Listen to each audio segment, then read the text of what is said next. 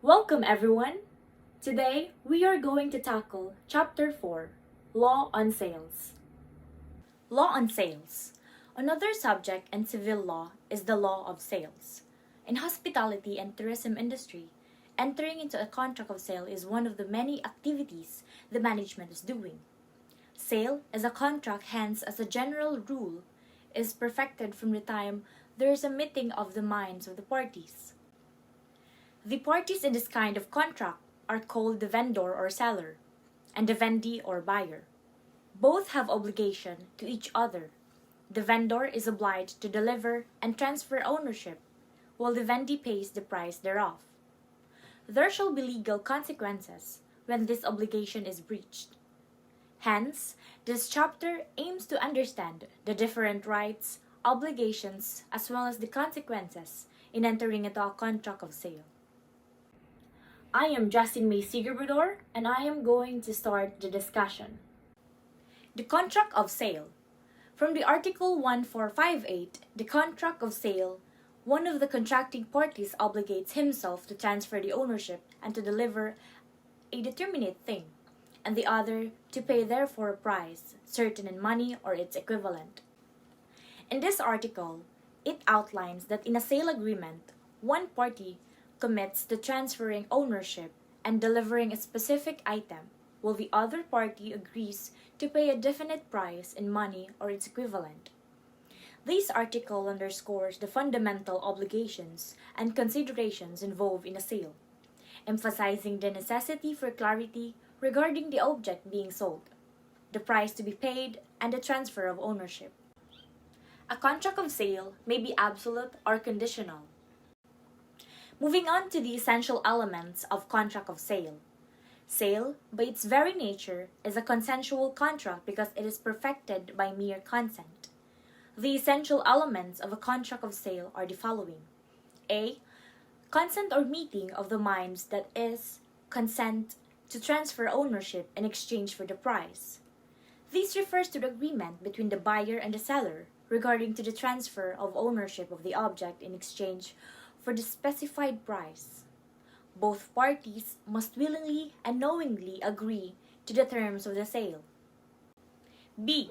Determinate subject matter or object. This means that the item being sold must be clearly identified and distinguishable. It should be definite and specific enough that there is no confusion about what is being exchanged in the transaction. C. Price certain in money or its equivalent or consideration. The term equivalent may refer to check or other negotiable instruments. The price to be paid for the object must be definite and clear. It should be specified in terms of a certain amount of money or its equivalent, such as a check or other negotiable instruments. This ensures that there is a mutual understanding and agreement on the financial aspect of the sale. So let's move on to the next topic. I will be discussing the forms of contract of sale and the sale of immovable property through an agent.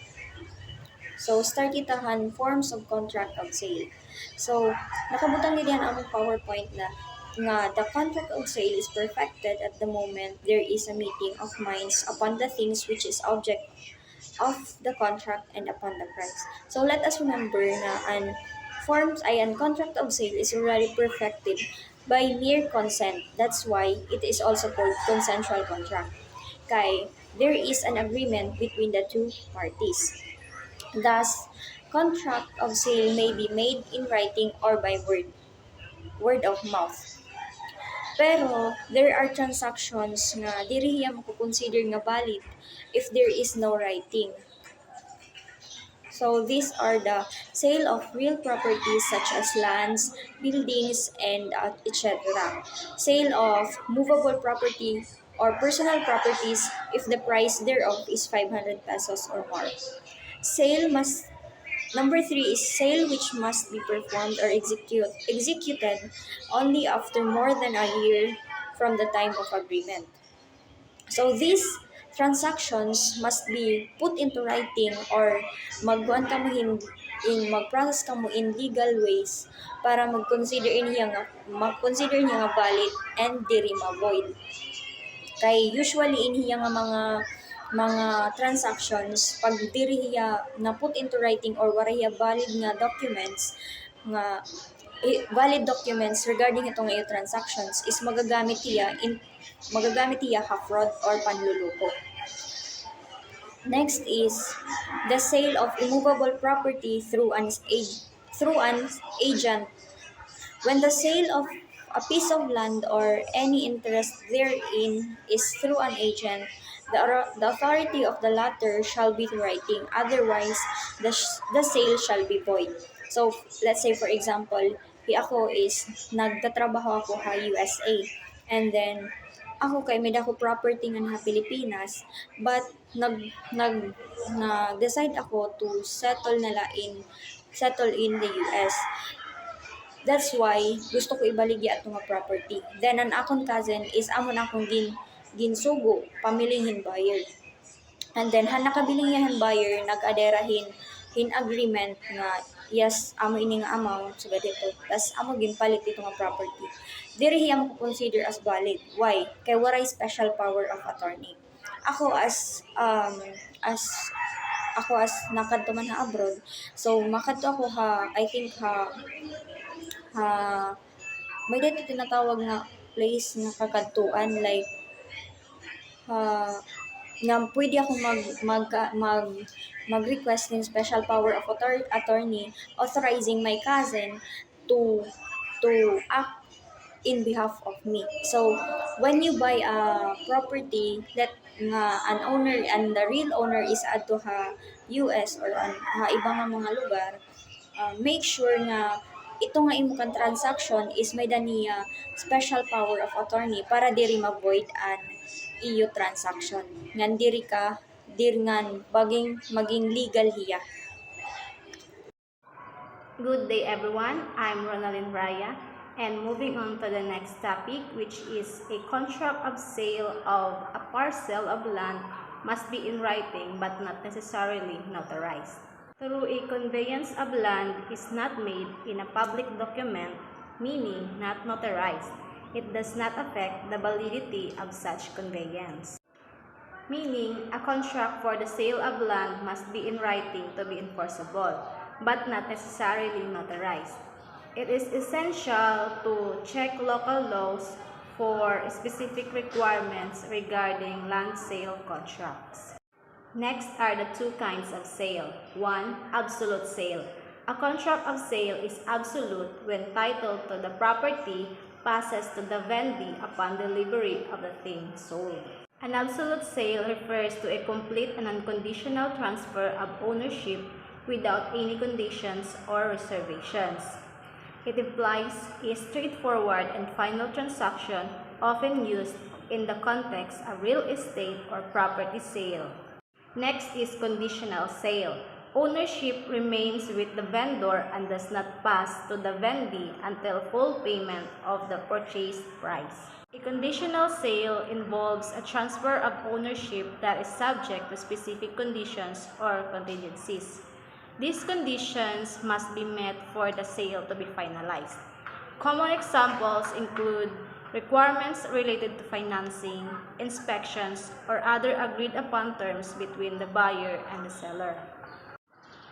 In simple term, conditional sale is kailangan anay i-full payment an item before makuha han buyer. Next topic is the transfer of ownership. Article 1477, the ownership of the thing sold shall be transferred to the vendee upon actual or constructive delivery thereof. The transfer of ownership refers to the process of moving legal rights and responsibilities of a property, asset, or object from one party to another. This transfer is typically documented through a legal instrument such as deed of sale, bill of sale, or other relevant contract depending on the nature of the transactions. Perfection of contract of sale does not in itself transfer ownership. The ownership of the object of the contract is transferred by delivery, which may be actual or constructive. The law imposes upon the vendor the obligation to deliver the thing sold. The thing is considered when it is placed in the hands and possession of the vendee. Like for example, when Mr. X is the owner of a restaurant, he entered into an agreement with his supplier, Mr. Y, to deliver 5 sacks of rice amounting to 12,000 pesos on December 14, 2015. Mr. X immediately paid the rice. The question, is Mr. X already the absolute owner of the rice even without the delivery of the rice? The answer is no, he is not. In order for Mr. X to be the absolute owner of the 5 sacks of rice, the same must be delivered to him because delivery transferred ownership. What is the effect if the thing subject of the contract of sale was lost, deteriorated, or damaged before or after the delivery? First, if the object has been lost before perfection of the contract, the seller bears the loss. This is because there is no contract. The seller remains to be the owner. Second is, if the object was lost after the same has been delivered to the buyer, then the buyer bears the loss. Effect of the sale by a person who is not the owner of the thing sold. Where the goods are sold by a person who is the owner, therefore the buyer acquires no better title than the seller had. Moving on to the next topic. By the way, I am Mariel Gayapa and my topic is all about effect of the sale by a person who is not the owner of the thing sold. Where the goods are sold by a person who is not the owner, therefore the buyer acquires no better title than the seller had. Example, Paulo is a housekeeping staff of Mabuhay Hotel. One day, while cleaning room 65, he stole the gold ring left by Cristine, a guest of the said hotel. Paulo sells the same to his co-employee Toribio for 3,000 pesos. The question is, did Toribio acquire title to the ring? No, Toribio never acquired title to the ring. This is because he bought the ring to Paulo, who is not the owner of the same. As a consequence, Cristine may recover the ring to Toribio without any obligation on her part to reimburse Toribio, while Toribio has no right to be reimbursed. He may, however, demand from Paulo the amount of 3,000 pesos that he pays. In the following cases, however, even if the person is not the owner of the thing sold, the same is valid and the buyer acquires better title, namely, number 1 is when the sale is made under the authority or with the consent of the owner. Example, the sale of goods by the agent of the owner and the goods. Number 2, when the owner is precluded by his conduct from denying the seller's authority to sell. Example, Lennon is an employee of Mabuhay Hotel. He said his ring to Morris for purposes of safekeeping because he was scheduled to clean room 65 of the hotel. After cleaning, Lennon immediately went to Morris to get his ring. However, when he was about to reach the station of Morris, he saw Morris selling the ring, but Lennon did not object nor react. Morris successfully sold the ring to Ponpon. In this case, Ponpon acquires better title and right over the ring because by Lennon's failure to object to the sale, he can no longer deny the authority to Morris to sell his ring. It is as if he allows Morris to sell it.